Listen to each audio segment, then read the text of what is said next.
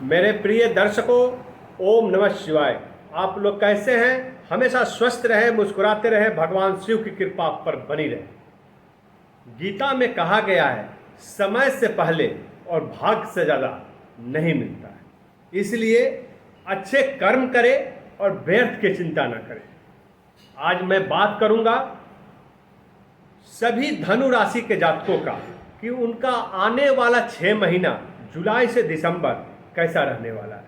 यह प्रिडिक्शन वैदिक ज्योतिष शास्त्र की दृष्टि से चंद्र राशि पर आधारित है। यह कुंडली विश्लेषण नहीं है। यदि आपको कुंडली विश्लेषण स्पेसिफिक कराना हो तो आप हमारे पर ईमेल करें। आपका छोटी सी रकम पे करनी होगी, आपका विश्लेषण हो जाएगा। आज मैं बात कर रहा हूं धनु राशि के सभी जातकों के लिए। उनका ग्रह गोचर इस प्रकार है। राहु धनु राशि के तीसरे भाव में स्थित है। शनि जो है चौथे भाव में और शुक्र छठे भाव में स्थित है। गुरु और सूर्य जो कि धनु राशि का स्वामी ग्रह है गुरु, और वो है अभी सप्तम भाव में है। लेकिन गुरु जो हो रहे हैं अतिचारी हो रहे हैं 18 अक्टूबर से 5 दिसंबर 2 महीने के लिए। उसके पहले 9 जुलाई को वो उदित हो रहे हैं। अभी वो अस्तावस्था में है, तो 9 जुलाई को उदित होंगे और उसके बाद अतिचारी रूप में रहेंगे 18 अक्टूबर से 5 दिसंबर के लिए। हम विश्लेषण करेंगे गुरु का क्या इफेक्ट होता है। उसके पहले मैं बता दूं कि बुध जो है आपके अष्टम भाव में है और केतु मंगल आपके 9 भाव में है। ग्रहों की स्थिति ऐसी ही है। शनि आपको वक्री हो रहे हैं, इसका भी ध्यान रखना है। और वक्री शनि जो है वो कभी शुभ फल नहीं देते हैं। लेकिन वैदिक ज्योतिष शास्त्र में वर्णन है कि यदि शनि जो है त्रिकोण का स्वामी हो और वक्री हो रहे हैं, ऐसे में शुभ फल देंगे। और यहाँ पर मकर राशि जो त्रिकोण राशि है उनके स्वामी ग्रह शनि है और वक्री हो रहे हैं, तो यहाँ पर आपको अशुभ फल नहीं मिलेगा, शुभ फल की प्राप्ति होगी। लेकिन मैं सबसे पहले बात करूंगा गुरु बृहस्पति का, जो आपके स्वामी ग्रह भी हैं। वो अभी आपके सप्तम भाव में है। लेकिन सप्तम भाव जो होता है वो होता है जीवन साथी, साझेदार, व्यापार का। लेकिन गुरु जिस घर में रहते हैं उस घर का विशेष उनकी उस घर पे नजर नहीं होती है। उस घर को न नुकसान करते हैं न कोई फायदा पहुंचाते हैं, वो न्यूट्रल रखते हैं। ऐसे में आपको अपने जीवन साथी के साथ सहयोग, तालमेल बनाना बहुत जरूरी है। विशेष ध्यान देने की जरूरत होगी, उनको आपको सम्मान देने की जरूरत होगी। और साथ ही साथ साझेदारी में किया हुआ जो भी व्यापार है तो अपने साझेदार के साथ मनमुटाव नहीं हो, इसका विशेष ख्याल रखें। और अपने व्यापार में मेहनत जरूर करें, क्योंकि मेहनत करेंगे तभी आपका व्यापार का विकास होगा, ग्रोथ होगा। लेकिन गुरु की दृष्टि जो है वो 3 दृष्टियां होती है, और गुरु की दृष्टि बहुत ही पवित्र और शुभ फल देने वाली होती है। गुरु की 5वीं दृष्टि जो है वो आपके एकादश भाव में पड़ रहा है। एकादश भाव है आय लाभ का। ऐसे में गुरु की दृष्टि जहां पे जाती है वो कार्य जरूर होता है और फलदायी होता है, शुभ होता है। तो आपके इनकम के नए नए स्रोत जनरेट होंगे। और जो भी आप व्यापार में ध्यान दे रहे हैं, व्यापार में मेहनत कर रहे हैं, उस व्यापार से आपको लाभ की प्राप्ति होगा। यहाँ पे धन अर्जित होता है। मैं आपको बता दूं संचय कहाँ पे होगा, जब आपके धनु राशि के जो द्वितीय घर है वहां पे अगर दृष्टि जा रही है गुरु की, तो आपका धन का संचय भी होगा। लेकिन पहले गुरु की दृष्टि जो 5वीं दृष्टि है वो आपके लाभ भाव पे जा रहा है। यानी जो भी काम करेंगे उससे आपको लाभ की प्राप्ति होगा। आप यदि नौकरी पेशा व्यक्ति हैं तो आपको पदोन्नति प्राप्त होगा। पदोन्नति से आपका धन अर्जित करने के लिए आप सक्षम होंगे और आपका इंक्रीमेंट भी बढ़ेगा। साथ ही साथ व्यापारी वर्ग को मैं बता दूं, उनका व्यापार का विकास चहुमुखी हो जाएगा। क्योंकि गुरु की दृष्टि साधारण दृष्टि नहीं होती है। वो जो कार्य आप कर नहीं पा रहे हैं उस कार्य को सफल करा देंगे, ऐसी दृष्टि उनमें शक्ति होती है। गुरु की 7वीं दृष्टि पड़ रहा है आपके लग्न भाव पे। आपके अंदर वो शक्ति आ जाएगी, गुरु का ज्ञान प्राप्त हो जाएगा। आप किसी भी कार्य को अपने डिसीजन लेकर संपन्न कर पाओगे। पहले आपका आगे पीछे करने का जो मतभेद अंदर द्वंद्व चल रहा था, उस द्वंद्व को समाप्त कर देंगे गुरु। आपका ज्ञान आपके कार्य के प्रति समर्पित रहेगा, आपका स्वास्थ्य उत्तम हो जाएगा।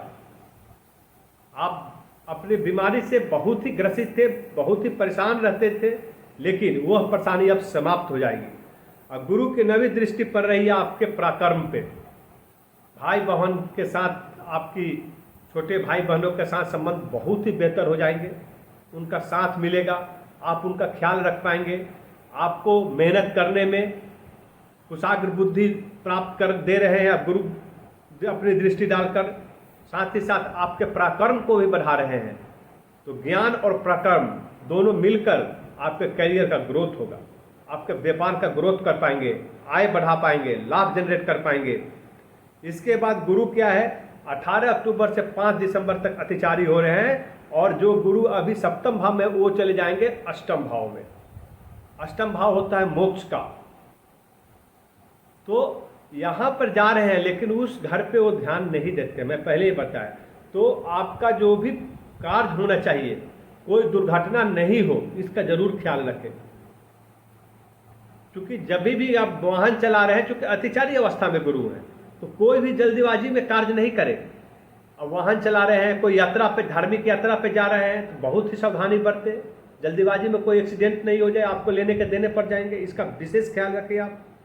और गुरु के जब आपके कर्क राशि में आएंगे, 8वें भाव में आएंगे, तो गुरु की दृष्टि जो 5वीं दृष्टि पड़ेगी आपके व्यय हानि, 12वें भाव में व्यय हानि विदेश भाव पर। तो गुरु की दृष्टि पड़ेगी व्यय, क्योंकि आय लाभ तो दे दिए हैं, व्यय को भी, खर्च को भी खत्म कर देंगे। जो अनवांटेड एक्सपेंसेस हो रहे थे, अनवांटेड मतलब अनवांछित, मतलब जरूरी खर्च नहीं था वो, लेकिन आपका नुकसान हो रहा था। घड़ा में छेद हो जाए तो पानी नहीं टिकता है, उसी तरह आपके आय लाभ में छेद हो गया था, अब उस छेद को भर देंगे। जो नुकसान आपका हो रहा था बिजनेस में, जो नुकसान हो रहा था आपको बीमारी में, जो नुकसान हो रहा था आपको एक्सीडेंटल या कोई ऐसा अनुचित कार्यों में हो रहा था, जहाँ पे आप खर्च नहीं होना चाहिए वहाँ भी खर्च हो रहा था, वो सारे खर्च बंद हो जाएंगे। कोई नुकसान नहीं होगा, व्यापार में नहीं होगा, घर में कोई किसी को बीमारी से परेशान नहीं रहेंगे, माता पिता का आपको साथ मिलेगा। तो आपके व्यय हानि को खत्म कर देंगे गुरु की दृष्टि। विदेशों में काम करने वाले जो भी व्यक्ति हैं, धनु राशि के जातक हैं, उनको विशेष कृपा प्राप्त होगा गुरु का। वो अपने कार्यों से अपने बॉस को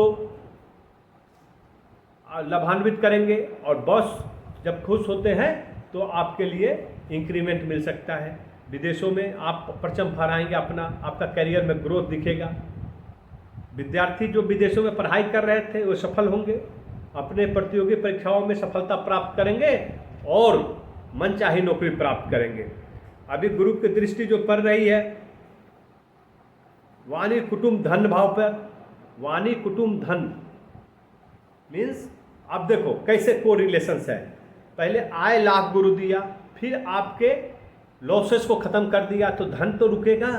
अब यहाँ पर क्या, धन भाव पे भी गुरु की दृष्टि पड़ रही है। जब अतिचारी अवस्था में रहेगा तो आपका धन में ऐसा ग्रोथ दिखेगा जो आज तक नहीं हुआ। ये 6 महीना जुलाई से दिसंबर आपके भंडार भर देंगे। आपकी वाणी इतनी मधुर हो जाएगी जो दुश्मन को भी दोस्त बना लेगा। अगर आपको सगे संबंधियों का प्यार प्राप्त होगा, सभी आपके अपने नजर आएंगे और आपको सहयोग भी देंगे। ऐसे में आपको अपने कार्यों को सफल बनाने के लिए सभी के सहयोग के साथ आप अपने कार्य को संपन्न कर पाएंगे और समाज में मान सम्मान प्रतिष्ठा की प्राप्ति होगी। गुरु की जो 9वीं दृष्टि पड़ रही है माता भवन भूमि भाव पर, जो आपका 4th हाउस है।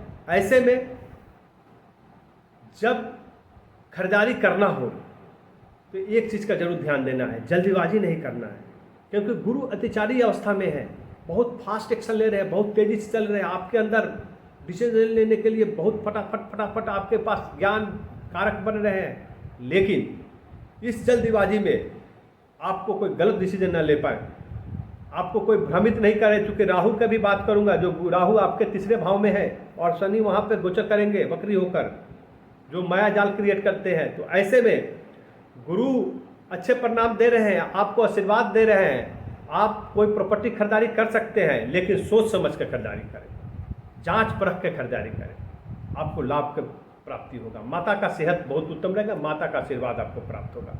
अब बात करेंगे हम शनि का। तो शनि जो है भी आपके चतुर्थ भाव में है, वो वक्री होकर 13 जुलाई से 28 नवंबर तक वो आ जाएंगे आपके तीसरे भाव में, जहाँ पे राहु पहले से है और यहाँ पे पिशाच योग बनाएंगे। तो आपको विशेष ख्याल रखना है। विशेष ख्याल क्या रखना है कि जब राहु शनि दोनों मिलेंगे और पराक्रम भाव पे हैं, तो आप अपने पराक्रम के मदहोश न हो जाए।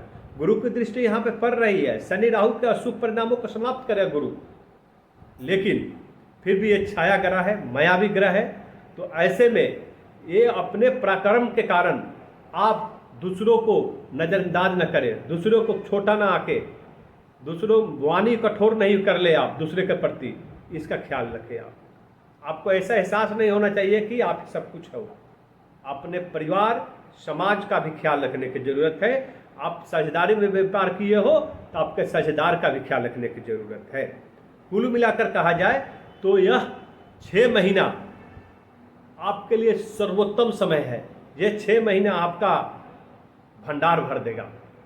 मैं वीडियो के लास्ट में यह उपाय बताने जा रहा हूं, जिसे आप यदि करते हैं 6 महीने तो आपके सारे विघ्न बाधाएं, सारे संकट दूर होंगे।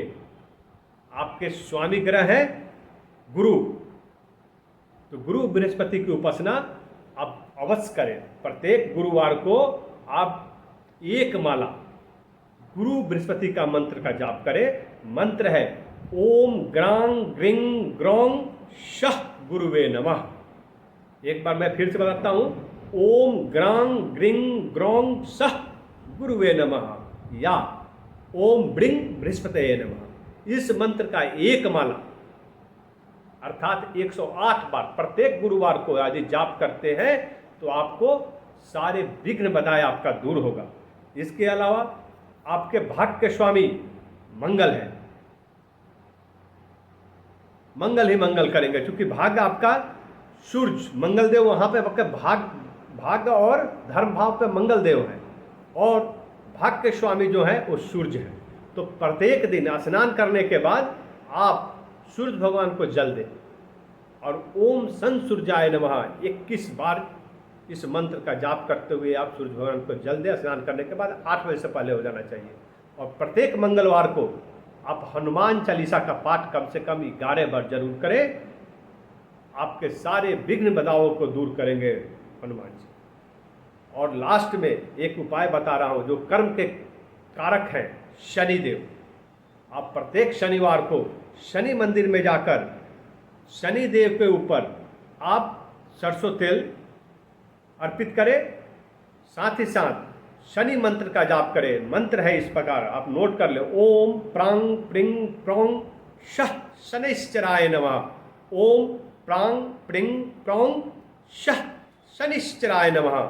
इस मंत्र का जाप करें। ये 6 महीने यदि मैं जो भी उपाय बताऊं, यदि इस उपाय को करते हैं तो आपके सारे विघ्न बाधा नाश होगा, सभी ग्रहों का शुभ फल दूर होगा और आपका 6 महीना मंगल ही मंगल होगा। ओम नमः शिवाय।